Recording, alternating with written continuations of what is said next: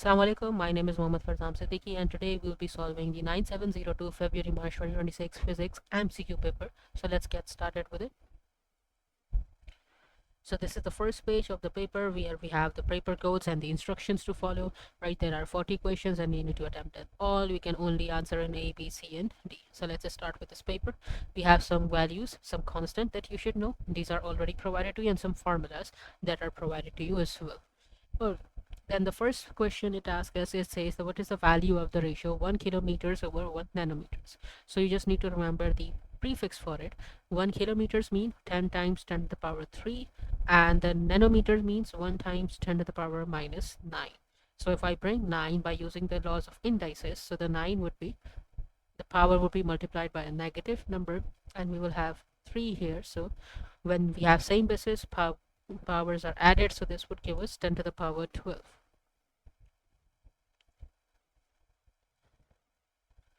Right. Then in 2 it says what could reduce systematic errors. Now systematic errors are the one which are due to the faulty equipment, right? So it says if we average a large number of measurements, no matter how many averages you take, how many measurements you take, there would be the error because the instrument that you are using to measure that, to record that reading or measure that reading, that has an error. So there would be an error, so you cannot reduce the systematic error by averaging. Then it says careful calibration of measuring instrument. Calibration is the part where you are marking, right? Like if we have a ruler, the ruler have marking for it. Like we have between 0 and 5 or 0 and 1, we have 10 divisions. So that marking is called calibration. So if you do careful calibration, you can reduce the systematic error.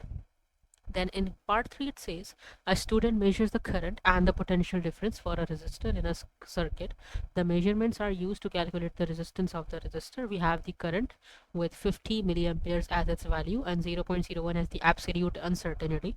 Then we have potential difference with 500 millivolts as the reading and 0.1 as the uncertainty absolute. We need to find the percentage uncertainty in the resistance. So resistance formula is V over I.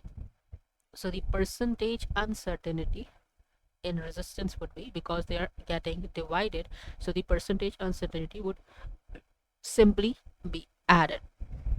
So the percentage uncertainty in voltage would be 0.01 divided by 50, right, plus 0.1 divided by 500 multiplied by 100. So if I quickly use my calculator for this calculation, so it will give me the answer. So solving it, this would be 0.01 divided by 50 plus 0.1 divided by 500, and then the answer multiplied by 100, so that gives us 0.04%, right? Now in question 4 it says graphs can be used to represent the motion of an object. Which relationship between a quantity of motion and the property of a graph is correct? So it says acceleration is the area under the velocity time graph. That is wrong, because acceleration is the distance and the area under the velocity time graph is displacement. Then in the second option it says acceleration is the gradient. So I just stated this is the fact, so option B would be your answer. Then in question 5 it says the water surface in a deep well is 78 meters below the top of the well. A person at the top of the well drops a heavy stone down the well. Air resistance is negligible. The speed of the sound in the air is 330. What is the time interval between the person dropping the stone and hearing it hitting the water? So let's make a diagram of it. Let's say this is the top of the well and this is the bottom where we have water. Right, now the person throws the stone from here, the stone will move down, right? So because air resistance is negligible, so the stone will fall with constant acceleration, which is due to gravity, right? So first let's find out what is the time the stone takes, right, to move, to fall down to the water. So because it is starting from rest, it would be S is equals to half AT square, right? We have the distance as 78 meters and we have the acceleration as 9.81, so that would be 78 times 2 divided by 9.81, and then the time would be equals to the square root of this whole. So if I do square root, this would be square root of 78 times 2 divided by 9.81. So this gives us an answer 3.987. This is the time it takes for the stone to fall from the top of the well into the water. But this is not the time that we need. what we need is what is the time interval between the person dropping the stone and hearing it the water. So the stone has reached the water, but the sound has not reached the top. So the sound travels within speed of 330. So we will apply the speed is equals to distance over time formula, right? Thus it will, the sound will also follow the same distance, which is 78, but the speed that it will have will be 330 this time. So 78 divided by 330. So this give us the final answer to be 4.22. So the answer would be D, right? So the answer for this would be D. Okay, now let's move ahead. Then it says we have a toy car which moves in a straight line. The graph shows the variation with time of the displacement of the car from its initial position. We have different time steps. We have T1, T2, T3 and T4, right? We need to tell at which time are the forces acting on the car in equilibrium. So if we recall Newton's first law, it says that your resultant force is zero when the object is moving with constant velocity, right? Or it is at rest. At these two conditions, your resultant force is zero, which means there is no resultant force acting, which means it is an equilibrium. So at which time, so first see when it is at rest, when this is zero velocity because gradient is zero, so this is at rest, so T3 would count as rest, this would be as rest, right? This one would also be at equilibrium. Why? Because this is a constant line, right? And for the displacement time graph, the constant line means constant velocity. So each and every time steps, because at rest, and why T1 because it is at rest, T2 because constant velocity, T3 again at rest, and T4 constant velocity. So all of the timestamps show us that it is all of the timestamps are at equilibrium. Then it says a car travels anti-clockwise along a horizontal circular road of radius 12. The car takes a time of 4 seconds to move from position P to position Q. What is the magnitude of the average velocity of the car for the journey from P to Q? So it is moving in an anti-clockwise direction, and this is the path that the car actually takes from P to Q. But if you talk about this, the shortest possible distance would be the distance in a straight line like this. So this would be the displacement, and average velocity is total displacement over total time, right? So because this is the radius, this will also be 12, this one also be 12. This is the hypotenuse, so hypotenuse will be 144 plus 144 square root, right? So it would be 144 plus 144 square root, and we will get the distance for it. And how much time it takes? It takes 4 seconds. So average velocity would be equals to the square root of 144 plus 144 divided by the 4 seconds, which is your time. So now it would be, the average velocity would be 144 plus 144 divided by 4. So this would give us the average velocity to be 4.2 meter per second. Okay, so this would be your actual answer. Remember the definition of displacement, it is the distance in a straight line, right? The shortest possible distance that we have. Now, in question it says a person is suspended from a rope vertically below a helicopter. The helicopter and the person are stationary above the ground. Which force forms the Newton's third law force pair with the weight of the person? Now let's define weight. What is weight? It is the gravitational pull. It is the gravitational pull on the person, right? Gravitational pull on the person, and who is pulling him? The earth, that is your ground. So right, so the action reaction pair is that because we have two things here, right? The weight force is between the person and the ground, right? So for the pair, it should be the same, right? Here the ground is acting, the ground is applying the force on the person, but for the pair it should be the person who is acting applying the force on the ground. So it says the force of tension in the rope. No, this is not it. Again, upthrust is also not it. It says the gravitational force applied by the person on the earth. This one would be it, right? Because two things need to be same. First is the magnitude. The Newton's action reaction for pairs are, they have equal magnitude, opposite direction, and also the bodies that the force are acting on, they are different, right? In the weight, the gravitational pull is on the person, exerted on the person by the ground. Here the action reaction force, it would be the gravitational force applied by the person on the earth, right? So that is how it works. So it would be option C then. All right. Let's move ahead. In 9, it says two small particles, moving particles collide. After the collision, the particles move in different directions. What is essential for the total momentum to be conserved? Now, if you remember the principle of conservation of momentum, it says that it should be a closed system. The system should be closed, which means nothing can come inside, nothing can go outside, and the system should be closed. No external forces. So any statement which match this will be our answer. So no external force acts on the system of the two colliding particles. That's it. That is our answer. Then let's look at why the other options could not be the answer. No kinetic energy is lost as a result of the collision. So it is not necessary that if no kinetic energy is lost, the momentum is conserved. Similarly, the collision is inelastic. Again, if the collision is inelastic, it doesn't mean that the collision is conserved. It says what is essential, what needs to be there, right?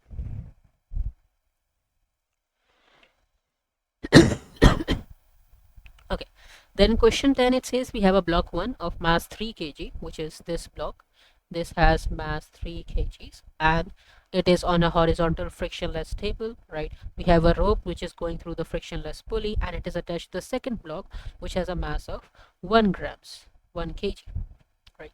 Now what happens, the blocks accelerate and the acceleration of free fall is g, right? And we have the unit of the axle g, that is meter per second square, and the tension in the rope has the unit newtons. That is pretty much obvious. We need to find out tension in terms of this g. So if you look at block 2, right, so the two forces which will be acting here would be the tension and would be the weight, which will be mg, right, and the tension in this way, right? And because they are accelerating, so the resultant of their forces will be equals to ma. Similarly here, block 1, we only have the tension because there is no friction force here and there is no horizontal force other than that. So let's apply the equations of motion or Newton's second law on our block 2. So it would be, because the block will move down, it would be g. Why g? Because the mass of block 1 is 1 only, so the weight would only be g. G minus t is equals to ma. This acceleration is the acceleration of the system combined, block 1 and block 2. Because they're connected by the rope, they both will have the same acceleration, right? The block 1 and block 2, they will be having the same acceleration. So we can say this equation would be g minus t is equals to a. Why? Because block 2 has a mass of 1 kg. Now let's write the same equation for block 1. Block 1, there is only force, that is tension, right? And it will be equals to ma, and the mass of block 1 is 3a. Now because both have the same acceleration, we can make acceleration the subject. So acceleration would be equals to t over 3, right? Now we will substitute this acceleration in our second equation right here. So this would be g minus t is equals to t over 3. Multiply by 3, this would be 3g minus 3t is equals to t. Make t the subject, it would be 3g is equals to 3t plus t, that would be 4t, and t would be equals to 3g over 4.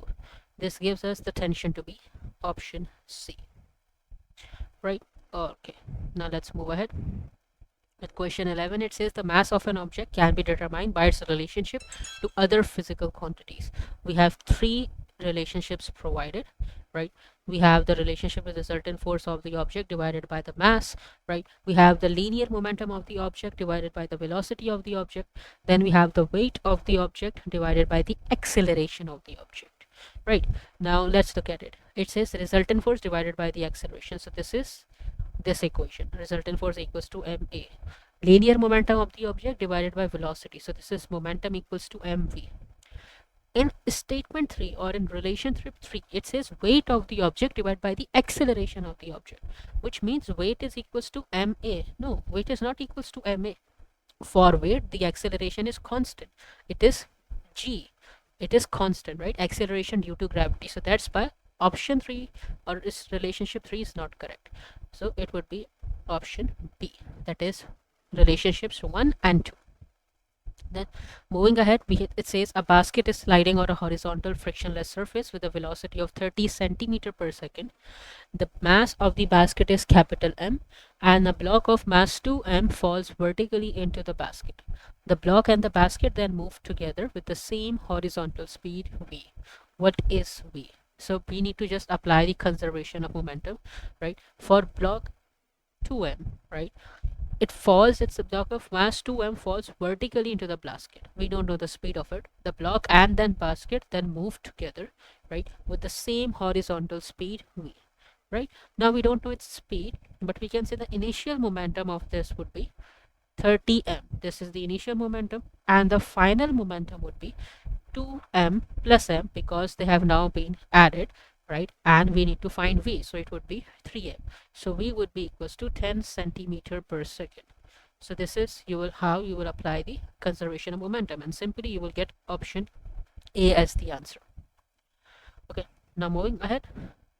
In question 13, it says two children are balanced horizontally in equilibrium on a plank. So we have two children, child X, child Y, with different masses, right, and at different lengths. The plank is uniform with a mass of 7 kg and a length of 3 meters. There is a pivot at the midpoint. It is a uniform plank, so its center of gravity will also be at the middle, but because it is a uniform and because the pivot is also at the midpoint, so it won't make it there. If we take pivot as the center point as the pivot, right, so there won't be any perpendicular distance for it, so it would not be creating any moment. Then it says child X has a mass of 20 kg and is at a distance x from the pivot. Child XY has a mass of 15 kg and is at a distance y from the pivot. We need to tell the ratio of x over y, so it's very easy, right? This is the weight which will be acting of child X, and this is the weight of child Y, right? It will be creating an anti-clockwise movement. This would be creating an clockwise movement, and because the object is in equilibrium, the moment should be balanced. So the moment of child X would be 20 into 9.81, because we need to have the force multiplied by the perpendicular distance, that is x, and the anti-clockwise moment of child Y would be 15 into 9.81 multiplied by y, right? So 9.81 would be cancelled out. We need to find the ratio x over y. So x over y will be equals to 15 over 20, that is 3 over 4, which is 0.75. So that would be option C, right? Now moving onwards to question number 14. So it says the diagram shows two ways of hanging the same picture, right? We have diagram 1, diagram 2. We have the same picture, we have a difference of the position of the nail, right? So in both cases a string is attached, the forces are shown. We have the tension and we have the reaction force, right? So it says which information about the magnitude of the forces is correct. So first, this R is the reaction force, right? So what is the reaction force equals to? Reaction force equals to your weight. The normal reaction force equals to weight. So because the picture is the same in diagram 1 and diagram 2, we have the same picture, right? So this means that the weight would be same, which means the reaction force would be same. So option C and option D are eliminated. The reason behind is because we have the same weight, so we have the same reaction force. Now just need to check whether with the tension and the reaction, right? Now because weight and reaction are equal, so this tensions that we have, the tension should balance this reaction force that we are getting, right? The tension should balance this reaction force. So if you see from here, the tensions here would be like this, here and here, and the tensions here would also be like this, the horizontal component, the vertical component, right? So if you see here, the R1 would be equals to 2 times T1 cos theta. Now where is this cos theta? This is the cos theta I'm talking about. The angle, this angle right here, this is theta. Similarly over here, this is theta. So R1 should be equals to 2 T1 cos theta. So tension here becomes R1 divided by 2 cos theta. Similarly for T2, it would be R2 divided by 2 cos theta. Now because R1 and R2 are equal, why? Because they depend on the weight, right? So your T1 and T2 only depends on the theta. So here the theta is smaller, and here the theta is larger. Now if you think of a cosine curve, because we have cos theta here, so the cosine curve is like this, right? From 0, let me just enlarge it a bit. Yeah, this is the cos curve. So from 0 it is at 1, at 0 it is at 1, at 90 it is at 0, right? So at 0 it is at 1 and at 90 it is at 0. So as your angle increases from 0 to 90, the cos value decreases, right? So this means this is a larger angle, so this will have a lower cosine value. Lower cosine value greater t1. So this means this would be the lower cosine value means lower cosine value means the denominator would be lower, and lower denominator means your tension would be higher, right? Because the greater your angle would be, the greater your angle would be, the smaller your cos value would be. Yeah, because it is coming closer to 0. So this means that the tensions would not be equal, so our option would be B then. That is R1 is equals to R1 is equals to R2, T1 is greater than T2, right? So now let's move ahead. In question 15 it says the diagram shows 4 metal cylinders submerged inside a container of water. Which cylinder has the greatest pressure on its top surface? So remember, pressure increases with depth. Pressure increases with depth. This is the only rule. For pressure in liquids, the pressure increases with depth. So the object which is at the lower depth, which is the lowest, is your option C. Option C is at the lowest, and every other than that everything is a bit higher. So option C will have, the object C will have the lowest, the greatest pressure, because it is at the lowest point.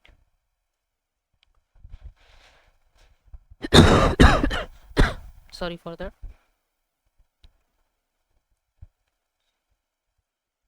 Now let's look at question number 16. Yeah, so it says we have 3 solid objects, cube P, cuboid Q, and cylinder R. The dimensions and masses of the object are given in terms of length x and m. Which objects have the same density? So density is mass divided by the volume. So this has a mass of m, and the volume would be, because it is a cube, so its density would be m divided by x cube. This is the density of P. I'm writing it density of P. Then the density of Q, it would be, the mass is 4m, right? And its volume would be 2x multiplied by x multiplied by x, so it would be 2x cube. So its density would be 2m over x cube, right? And now comes part for the cylinder, right? So the cylinder has a mass of this is r, right? So cylinder has a mass of m, and the volume is pi r square h, right? So pi x square, the radius is x square, and h is x over pi, right? So this pi and pi would be cancelled out, so density of r would be m over x cube. So if you can see, the density of r and the density of p are the same, so it would be p and r only. That is option C. Now let's move ahead. It says we have a small ball which is projected into the air from horizontal ground. The diagram shows part of the path of the ball, right? The ball leaves the ground at point X with a kinetic energy of 8 joules. A short time later, the ball is at point Y, where it has a kinetic energy of 3.5 joules. Point Y is at a vertical height of 8.8 meters above the ground. Air resistance is negligible. What is the mass of the ball? So here, because it says it is projected in air from horizontal ground, right? Now the diagram shows part of the ball. This is the path of the ball that we have, right? Air resistance is negligible, as it says here. So this means that whatever the loss in kinetic energy there would be, it would be equal to the gain in gravitational potential energy, because the ball is moving up, right? So it is gaining gravitational potential energy. So the loss in kinetic energy would be half m, right? And then v square. So v square, the change would be, so the energy change, the kinetic energy change is equals to 8 joules. Initially at x it is at 8 joules, and at y it is 3.5 joules, right? So the change would be 8 minus 3.5. This would be the change, and this would be equals to the gain in gravitational potential energy, which is mgh. So 8 minus 3.5, right? We need to find m. and height is 8.8, right? So 8 minus 3.5 is equals to mass into 9.81 multiplied by 8.8. So if we need to find m, so m would be 8 minus 3.5 divided by 9.81 into 8.8. So this gives us the mass to be 0.052 kgs. That is option B. Right, now let's move ahead with question 18. So it says we have a boat which requires power P to move through still water with a constant velocity. There is a drag force acting on the boat. What is the velocity of the boat? So we know the formula, P is equals to Fv, right? Now because it is moving at constant velocity, so the forward force and the backward force, they would be equal because resultant force should be 0, right? So there is a drag force F acting on the board, so this means the forward force would also be the same. So the velocity would be equals to P over F. That is option C, right? Okay, now after this, now let's move ahead.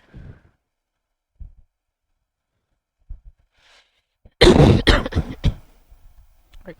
Question 9, it says when the speed of an object is increased from 10 meter per second to 20 meter per second, its kinetic energy increases by E. What is the increase in the kinetic energy of the object when its speed increases from 70 meter per second to 80 meter per second? Now remember, when its speed is increased from 10 meter per second to 20, right? So the increase in speed is doubled. This is doubled, right? So the kinetic energy increases by E, right? What is the increase in the kinetic energy of the object when its speed increases from 70 meter per second? Now if you look at the formula, kinetic energy equals to half mv square. Now if we take an object, so object will have a constant mass. This means this half and m are constant, right? So we can say that kinetic energy is directly proportional to the velocity square, right? So now if I form an equation for it, right? So the kinetic energy would be equals to kv square. So when the kinetic energy changes from, when the speed of an object is increased from 10 to 20, its kinetic energy increased by E, which means it is doubled, right? What is the increase in the kinetic energy of the object when its speed increases from 70 to 80? Right, so this is something not doubled, right? So we need to figure this out. What would this be? So when it is increased, right? So let's find it out. When its end speed increases from 70 meter per second to 80 meter per second, yeah.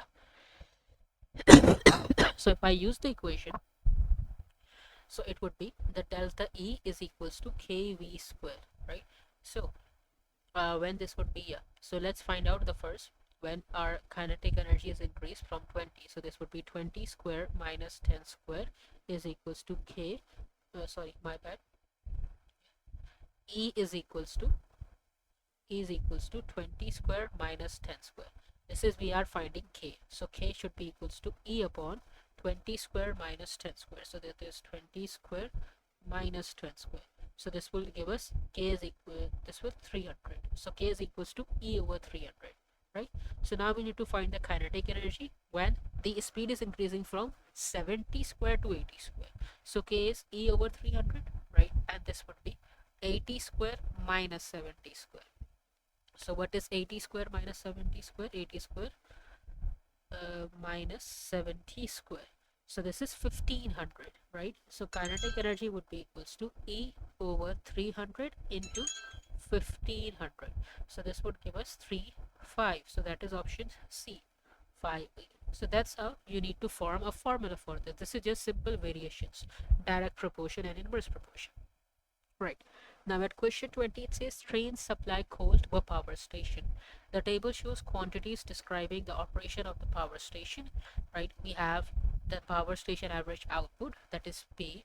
We have number of trains per day. We have the mass of coal on one train. We have energy from 1 kg of coal, and we have number of seconds in one day. So which expressions give the efficiency of the power station? So efficiency is output power over input power, or it should be output energy over input energy, right? So let's look at the input energy. train uses coal as the fuel, right? So how much coal you are burning, that is your input energy. So in one day, right, we have these many trains, that is capital N, right? In one train, the mass of coal is m. Then we have the energy density, that for 1 kg of coal, this is the amount of energy that we are getting. So these all multiplied will give us the full energy, that is your full kinetic, that is your full input energy. So that would be your input energy would be NME, right? M is the mass of coal on one train, N is the number of trains that we have per day, and E is the energy that we are getting for 1 kg of coal. So N multiplied by M gives us the total mass, and then we multiply the total mass by E, so we get the total input energy. For the output, we have the power, right? So if you just multiply the power by the time, number of seconds in one day, you will get the energy, right? Because power is E over T. So output energy would be, this is input energy, and then output energy would be P into S. So it is output over input, that is PS over NME, that is option A. All right. Then in question 21, it says, which description of objects undergoing elastic and elastic deformation are correct? So elastic deformation is temporary, right? It is not permanently deformed, that is right. And objects undergoing plastic deformations are permanently deformed. So it would be option D, right? Then we have a force. A force F extends a length L of a uniform wire by an extension E. The wire has diameter T and obeys Hooke's law, which is the Young modulus of the material of the wire. Right? So the Young modulus equals to FL over AX. That is your extension. Here the extension is E.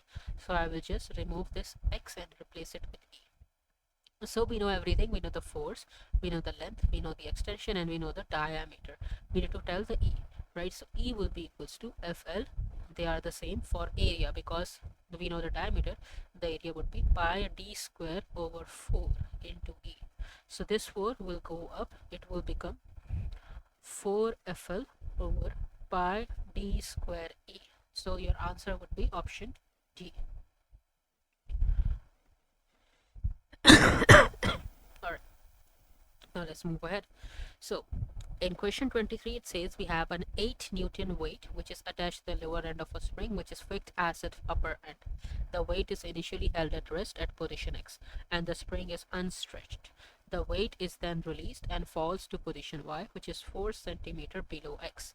The weight oscillates and then eventually comes to rest at position O, which is 2 cm below X. So how much energy is lost from the system? So when at 8 Newton weight was attached, it is attached to the lower end of a spring which is fixed, right? So the weight is initially held at rest at position X and the spring is unstretched. So this means at this point there is no extension, right? At this point there is no extension. The weight is then released and then falls because it is here kept fixed. As soon as you release it, it falls down, right? So how much energy you will have? Your extension is of 4 centimeter and the force is 8 Newton. So we can find the elastic potential energy. It would be half Fx, right? So it would be half into 8 into 4 centimeters, that is 0.04. So it would be 8 into 0. I'll just calculate it.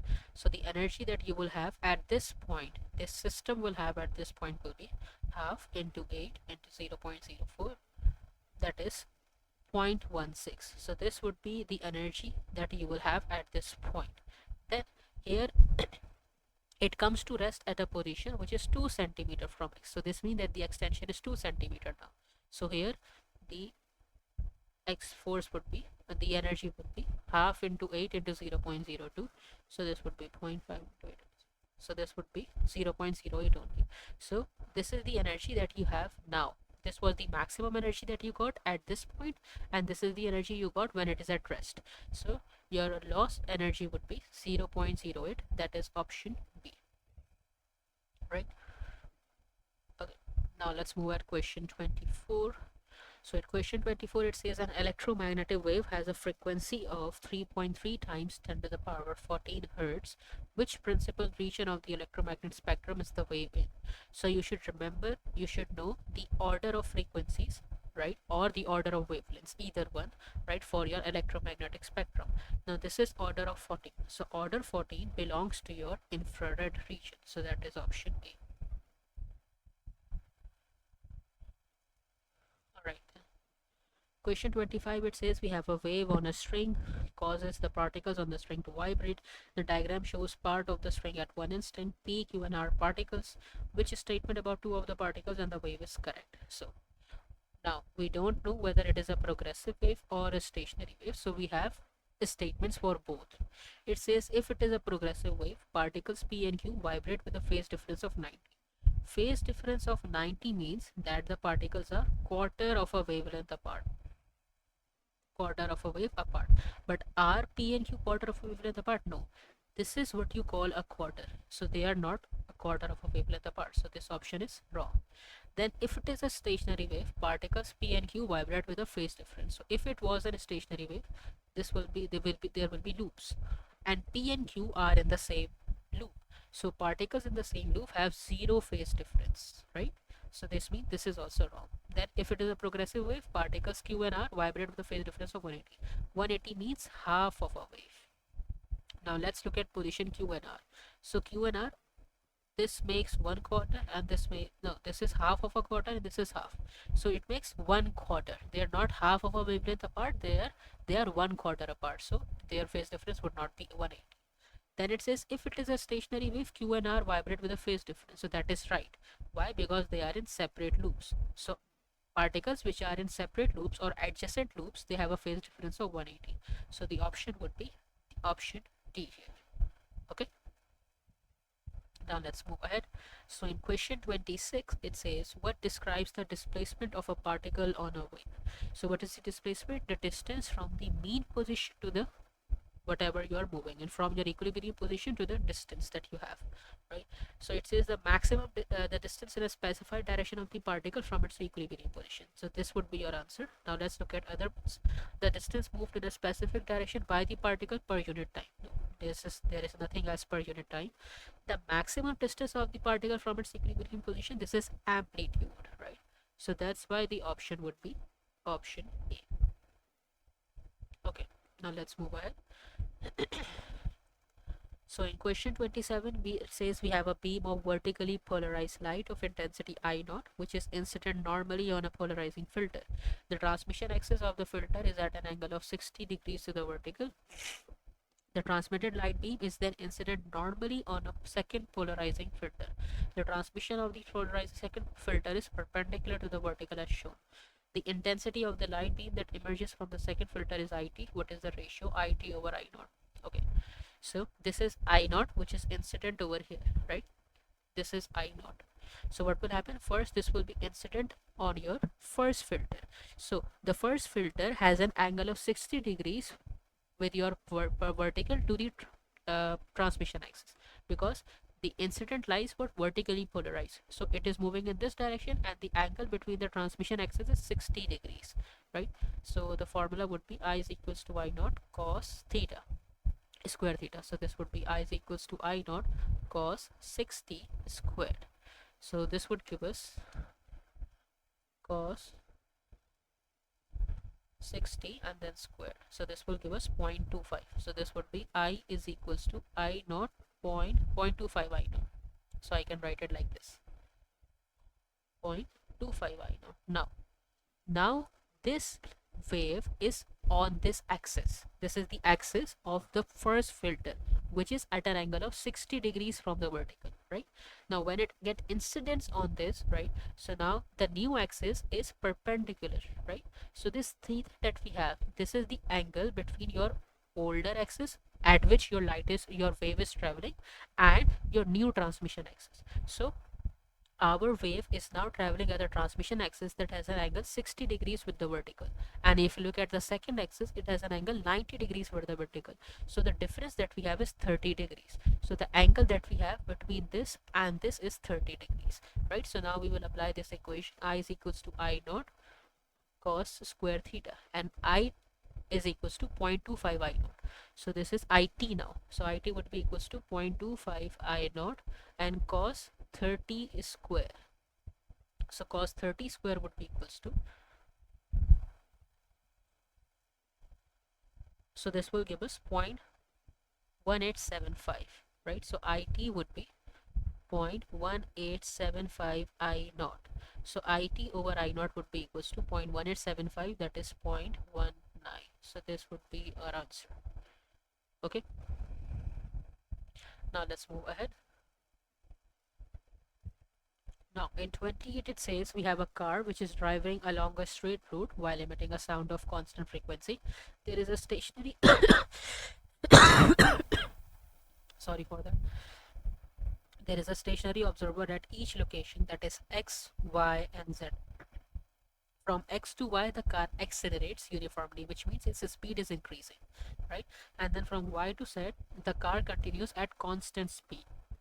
Which observer will hear the highest frequency of sound, and what is the position of the car when this frequency is heard? So if you look at the formula is F naught is equals to Fs into V upon V plus minus Vs. Right. So to have the highest amount of frequency, the denominator should be smallest. So first, to have the denominator smallest, there should be a negative sign, not a positive sign, right? Now, this means that it should be moving away. It should be moving, yeah, because we have a negative sign, mean it is moving closer to the observer, right? First thing we know, it is moving closer. Now, which one would it be? Vs means that it is getting accelerated. Car accelerating uniformly means velocity is increasing, which means this is increasing, right? So the gap is becoming less and less, because with the speed of sound in air is 330, right? And if your velocity's car is accelerating, this means that the gap is becoming less. So this is getting smaller and smaller, right? Because if you are at constant speed, this will remain constant as it is, but if you're accelerating, this one is getting smaller and smaller, right? And then it says from x to y, the car accelerates uniformly from rest up to a high speed. So, and at y to z, it has reached that high speed and it is at constant, right? So this is the highest that you can get. At y and z, this is the highest amount of speed. So at this point, you will be having the lowest amount of, what we can say, the lowest amount of speed, the lowest denominator. So the frequency will be highest at z when the car is moving between y and z. So that is option D4. Okay, now let's move ahead.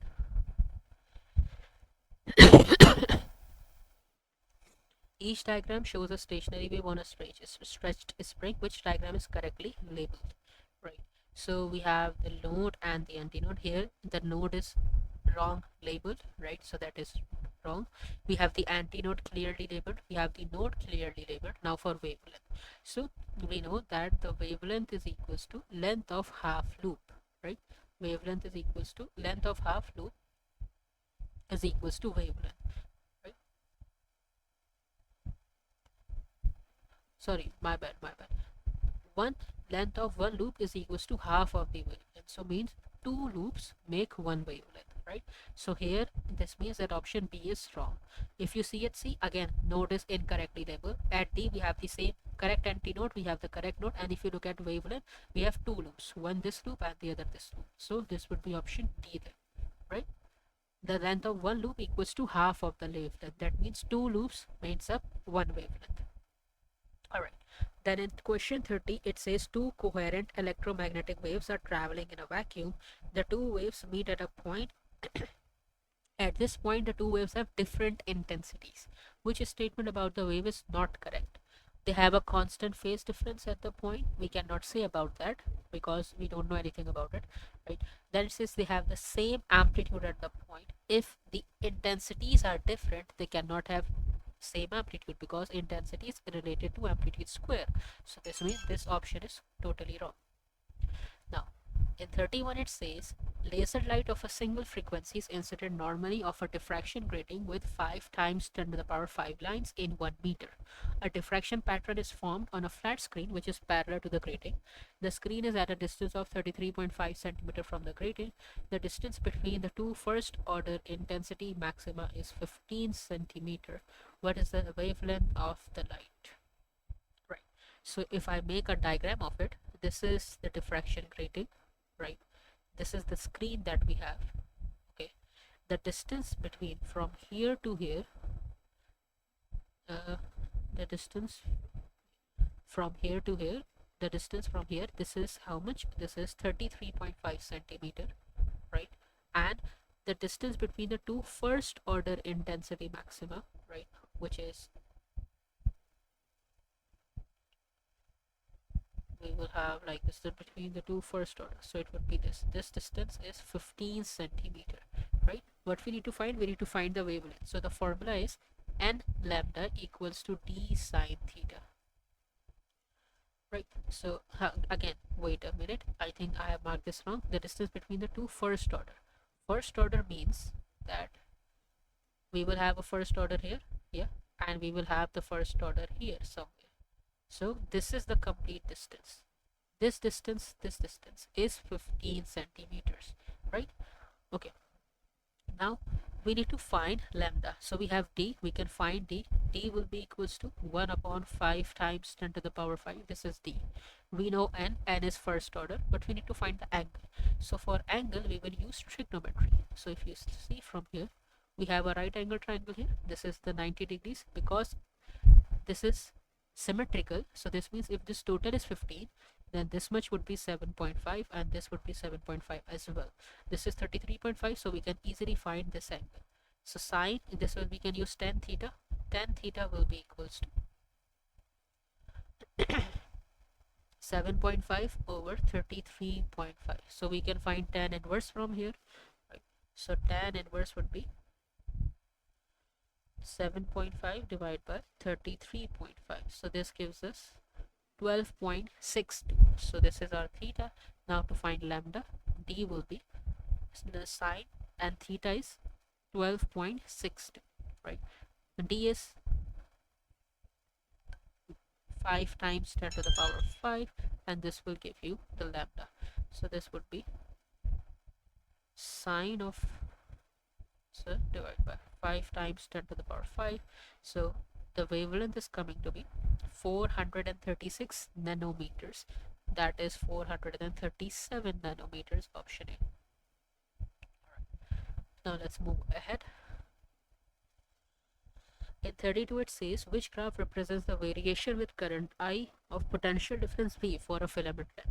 So remember, in a filament lamp the voltage increases more, so the graph bends towards the voltage, right? So it should be option B for them.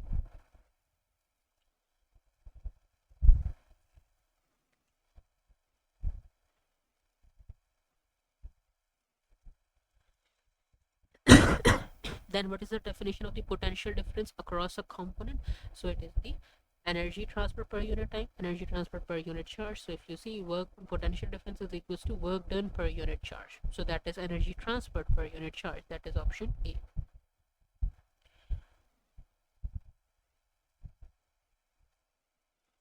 Alright, now let's move ahead. So in question 34 it says, conducting putty is a substance that conducts electricity and can be molded into various shapes. A cuboid made from this putty has length L and width X. The resistance between the square faces of the cuboid is 15 ohms. Some more of the putty is molded into a cylinder that has length L by 2. The resistance between the circular faces of the cylinder is also 15 ohms. What is the radius of the cylinder? Okay, alright. So now let's think of a cuboid first, because both are made from the putty. So we can say R is equals to rho L over A. Right? So for this cuboid, the resistance is 15 ohms, right? We need to find the resistivity. The length of this is L and the area would be X squared, right? So this is what we can say, that your resistivity would be equals to 15 X square over L. This is your resistivity, right? Then we will repeat the same for a cylinder. For a cylinder, we have a cylinder, right, which now has a resistance. It also has the resistance of 15 ohms, but the height that is have is L by 2, right? The height is L by 2. So we need to tell what would be the radius here. All right. So the formula would be R is equals to rho L over A. So first let's make A the subject. So R would be, where the resistivity is 15 X square over L, right? into L over R. So L and L would be cancelled, right? R, this would also be 15. No, wait, this would not be cancelled. Wait, my bad. 15x square over L, and this L would be L over 2 because this is the length of, so this would be L over 2. So now this L and L would be cancelled. This 15 and 15 would be cancelled. So area would be equals to x squared over 2, right? Now the formula for the area would be, because this is a circle, the area formula is pi square pi r square, which is x square over 2. So what is the radius of the circle? So we need to find the radius. So radius would be equals to x square over 2 pi and then square root. So that is x square over 2 pi square root. So that would be x over root 2 pi. That is option B, right? So that's how you solve it. First, you, because they are made from the same material, you find out the their resistivity first and then solve for it. Now moving ahead, it says each of Kirchhoff's law is linked to the conservation of a physical quantity. Which conserved physical quantities are used in the derivation of Kirchhoff's first law and of second law? So first law is used by the conservation of charge, right? Conservation of charge, and the second law is derived using conservation of energy.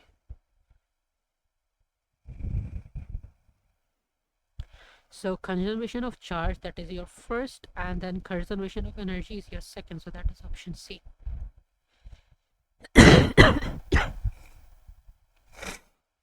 All right, now in 36 it says we have 8 identical resistors which are connected as shown, right? Ammeter A1 reads 1.5 amperes, and we don't know ammeter A1 is this. What is the reading on ammeter A2? All right, so first look at here, whatever the current would be, this current would be divided. We have 8 identical resistors. So let's say if we have the resistance here as 1, so it would have a resistance of 3, it would have a resistance of 2, right? This is I, total I, right? So here I would be 2 over 3I, and here I, because this has a resistance of 2, so this would be, there would be more current here, right? It would be it would be 3 over 5I, and this would be 2 over 5I, right? This would be the current here. Then again the current here gets equal. Now here your current is, again, this has a resistance of 2 and this has a resistance of 1, so this will have a current of 2 over 3I, and this will have a current of 1 over 3I, right? Now it says A1 is equals to 1.5, so this means 2 over 3I is equals to 1.5. So the total current is equals to 1.5 into 3 divided by 2. So 1.5 into 3 divided by 2. So this makes it, the total current that we have is 2.25. Now here for A2 the current would be 3 over 5. So this would be into 3 over 5. That makes it 1.35. That is option C. Because if you see here, the ratios are inversed, because the greater the resistance would be, the lower the current is, right? So this has a higher resistance, that's why it got the lower proportion of current. This has a lower resistance, it gets the higher proportion of current. Okay, then in 37 it says we have a battery of electromotive force 6 volts and negligible internal in resistance, which is connected in series with a resistor of resistance 6 ohm and a variable resistor, which resistance you can change from 0 to 4 ohms. A voltmeter is connected across the variable resistor. The resistance of the variable resistor is changed. What is the range of the voltmeter reading, right? So what is the smallest value your voltmeter can read, and what is the maximum? So it's if the resistance is 0, right? So what will happen, all of the voltage would be wasted here. All of the energy that the charges have, all of the potential difference, it would be gone here. There will be nothing here. So when the charges flow through here, this will be 0 and this would also be 0. So voltage reading would be starting from 0, right? And then let's find the maximum reading. So when the maximum reading would be when it have a 4 ohms resistance. So when it has a 4 ohm resistance, so it would be divided, right? So let's find the, you can do it according to the proportion, right? Or you can do it by the current one. Let's find the current. So I is equals to So V over R. So the potential difference that we have is 6 and the total resistance is 6 plus 4, that is 10. So the current here would be 3 over 5, right? Now let's find the voltage. So voltage is equals to 3 over 5 into 4. So this would be equals to 3 over 5 into 4, that is equals to, wait,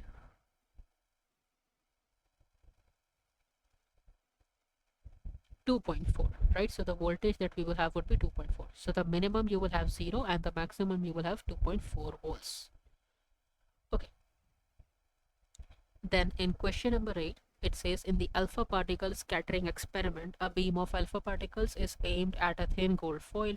Most of the alpha particles go straight or are deflected by a small angle. A very small proportion are deflected by more than 90. Right? Which conclusions about the structure of atoms cannot be drawn from this alone? Cannot be, right? Most of the atom is empty space. This is one of the conclusions because most of them went straight, right? Most of the mass of an atom is concentrated at the nucleus. The nucleus contains both protons and neutrons. The nucleus is charged. Now the nucleus will be charged. Why? Because they were bounced off by 90 degrees, right? This means that there is some repulsion. Okay, the nucleus is charged, that is correct, right?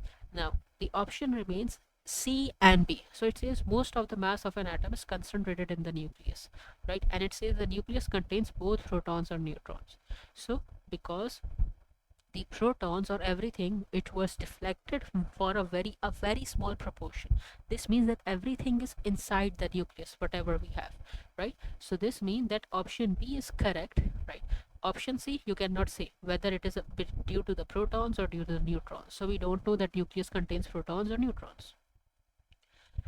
Then it says in a type of beta decay, an up quark changes flavor to a down quark, which now shows the new hadron created in this beta decay and the sign of the charge on the emitted beta particle. So in a beta decay, what happens in a beta decay? It says an up quark is changed to a down quark. So this means in proton we have UUD and in neutron we have UDD. So one up quark has changed its form to a down quark. So this means a proton has changed into neutron. So a neutron is created and a sign of charge on emitted beta particle would be negative, right? Oh, sorry, it would be positive. Yeah, because it is positron decay. This is in a positron decay. My bad. All right. Then in uranium, it says U decays into radium after a sequence of alpha and beta minus decays, which row gives the correct number of alpha decays and beta minus decays, right? So let's compare. If you see U, we have a proton number of 92 and 238 as the nucleon number. And in radium, we have 226 as the nucleon number and 86 as your proton number. Now in beta decay, the nucleon number does not change, so this will only change due to alpha decay, right? So what is the difference that we have here? 238 minus 226. Let's find the difference. So 238 minus 226, this is 12 nucleons, right? And in one alpha we have 4 nucleons, so this means there are 3 alpha particles which have decayed, right? And there is only one option for 3 alpha particles, so you can just go directly with that, or else you can do complete calculations, because if 4 are decayed, so your nucleus would be, the new nucleus that would be formed after 4 alpha decay would be 3 alpha decay would be, the new nucleus would be 92, that is minus 3 2s are 6, so 92 minus 6 would be 86, so the new nucleus would be 86, right? And 226. Yeah, so this means this should be, if you can see here, after a sequence of beta and beta minus and decay, so this should be 40b. So if you have 3 alpha particles, this would be 12 to 238, 3 2s are 6, 92 minus 6 are 86, right? And we need radium, so radium is 88. So to reach 88, we would need to have 2 beta negative decay. That's why that's option B. All right. So this was the end of 9702 February March 2026 MCQ paper. Hope you have, this would have solved your queries and your questions if you have any. All right, so this is from my side. Take care. Allah Hafiz.